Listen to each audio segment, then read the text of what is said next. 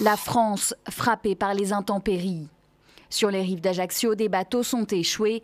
Le paysage est méconnaissable. C'est mis à faire nuit d'un coup, et puis le vent, les sirènes, les ambulances, la police, les pompiers. Lundi, la tempête Adrian a frappé la Corse. Une mer démontée, des rafales atteignant les 160 km/h. Ce restaurant de front de mer est submergé par les vagues. Sur le littoral, les dégâts sont nombreux. 21 000 foyers sont encore privés d'électricité. Plus au nord de la France, la neige a paralysé les routes et les automobilistes. J'ai fait à peu près 15 km en 4h30. Une nuit de galère, plus de 1000 personnes piégées par la neige ont dû dormir dans un gymnase ou passer la nuit dans leur voiture. La grève des bagagistes paralyse l'aéroport de Bruxelles. Débuté jeudi, le mouvement social se poursuit avec la solidarité d'autres employés de l'aéroport. Ce sont des gars qui bossent jusqu'à les 13-14 heures par jour dans le froid.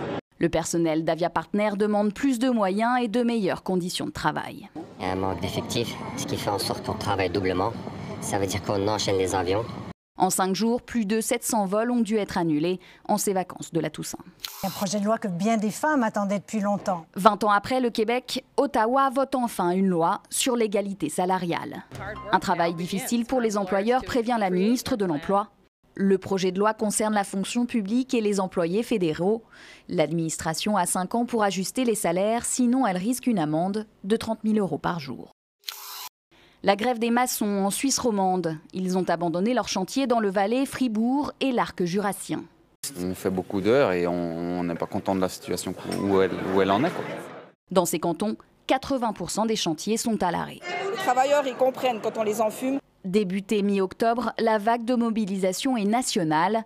Leur revendication, le maintien de la retraite à 60 ans, la hausse des salaires et pas de flexibilité des horaires.